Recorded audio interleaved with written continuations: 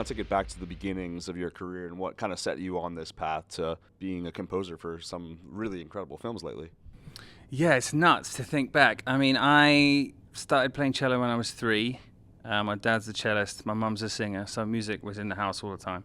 So I did various, the usual kid stuff, the exams and grades and stuff. And then when I went to secondary school, I started writing songs and getting into songs. And then that kind of wasn't enough, so I wanted to do string arrangements to the songs and horn arrangements.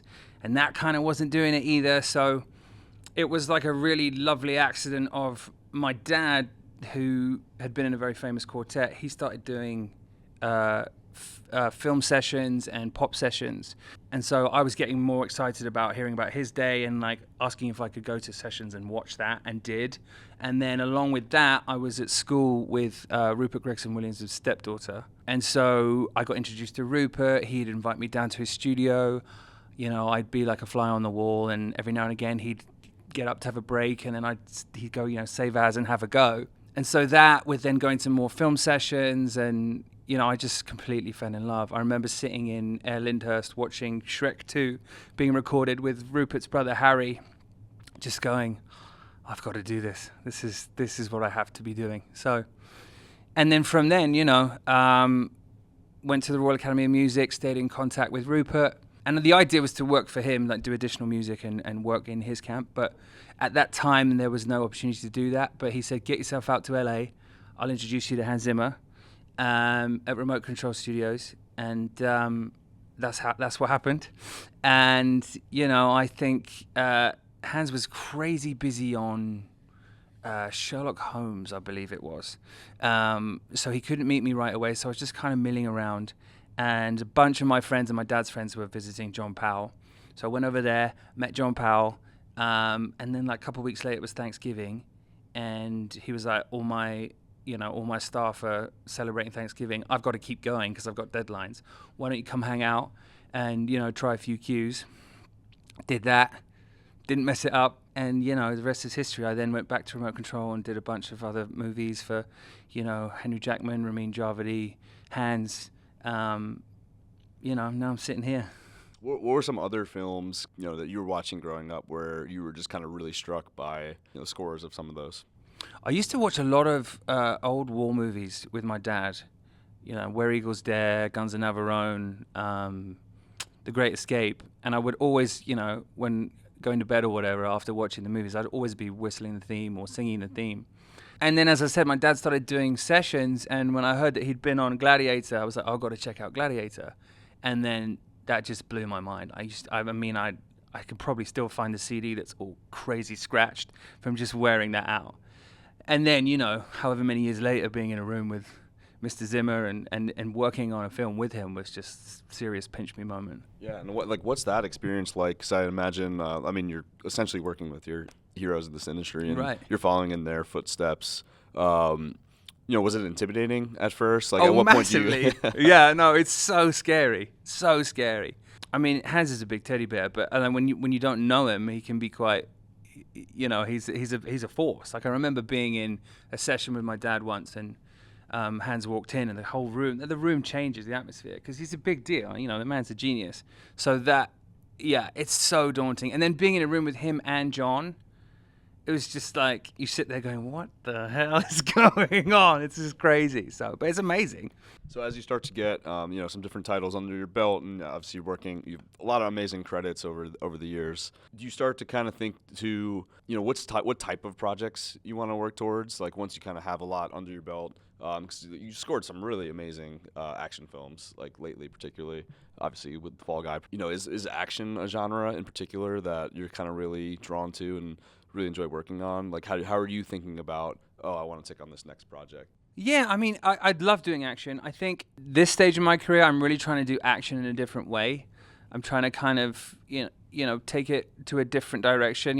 Dave and I always have a conversation about what's the perfect needle drop. How would you basically either have the vocal or take the vocal out? And, how would a song perfectly score everything that's going on? And that's very much been our mentality, both on Bullet Train and Fall Guy. So I do love doing action. I'd love to kind of branch off into some thriller dramas. I mean, every composer probably says that. but you can really get into the meat of the sort of the artist within you. When you're doing action, it's way more functional, if that makes sense.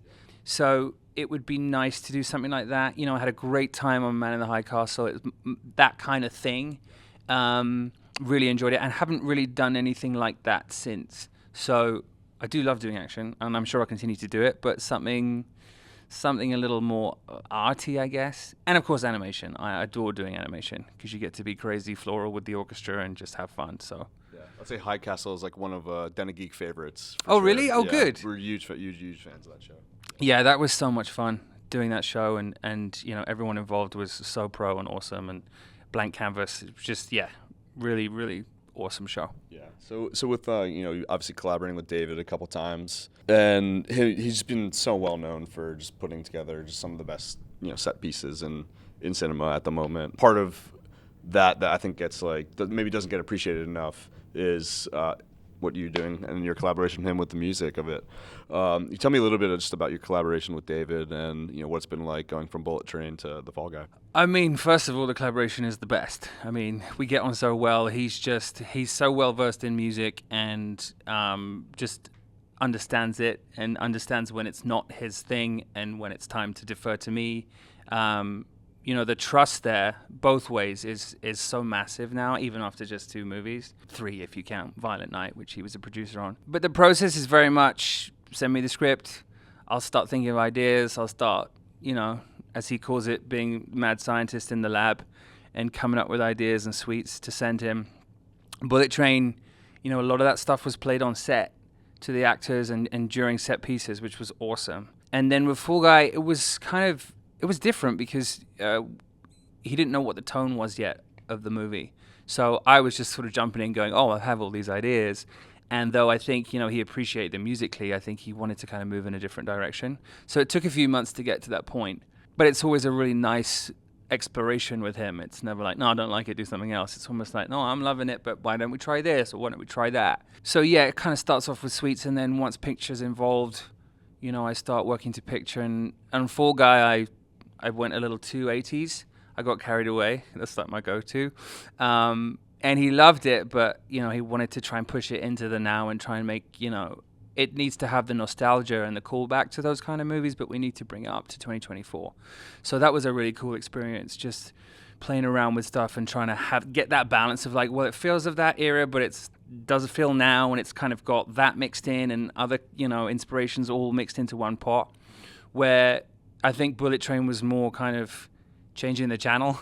It was a lot of it was crazy all over the place, whereas Fall Guy feels very much more homogenous and one thought that takes you from the beginning of the movie to the end. Yeah, and I think that really comes through for the Fall Guy too. Is there maybe kind of an older track that you're particularly excited that you got to use for Fall Guy, and there's something more more contemporary in Fall Guy that you're particularly proud of? I feel that's a loaded question.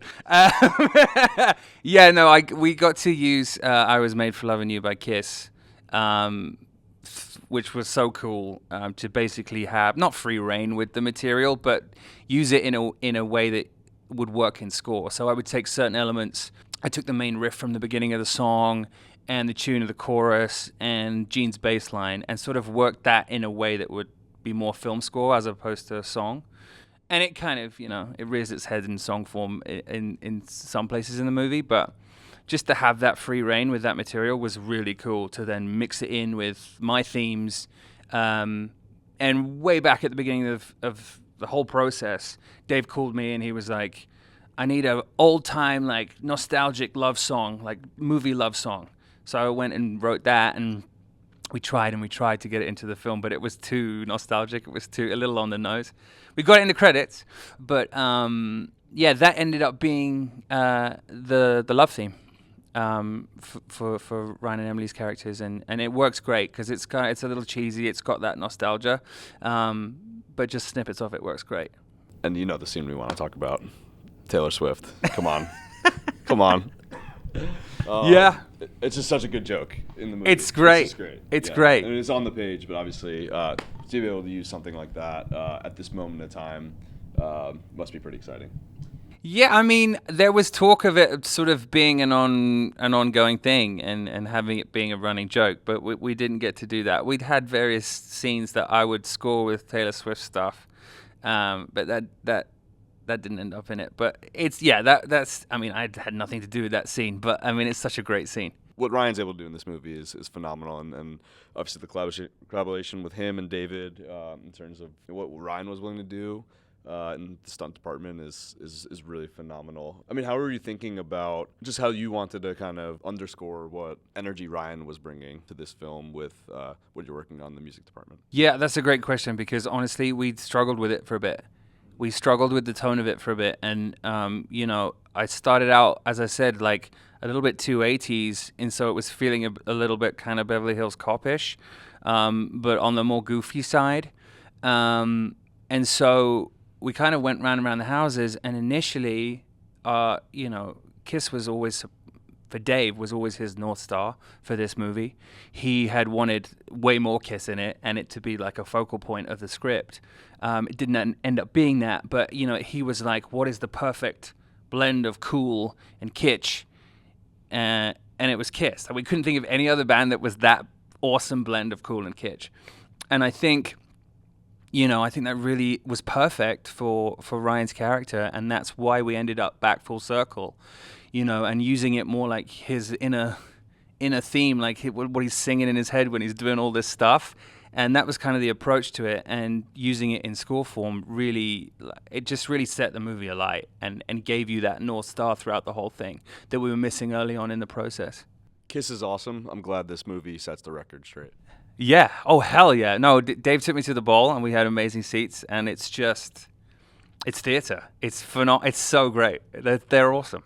There's no better place to end it than right there. Thank you so much for your time. Is there anything else you'd want to plug or have anything coming up that you're particularly excited about? I don't think I can say anything about what I'm doing right now, but just go see The Fall Guy. It's an awesome ride.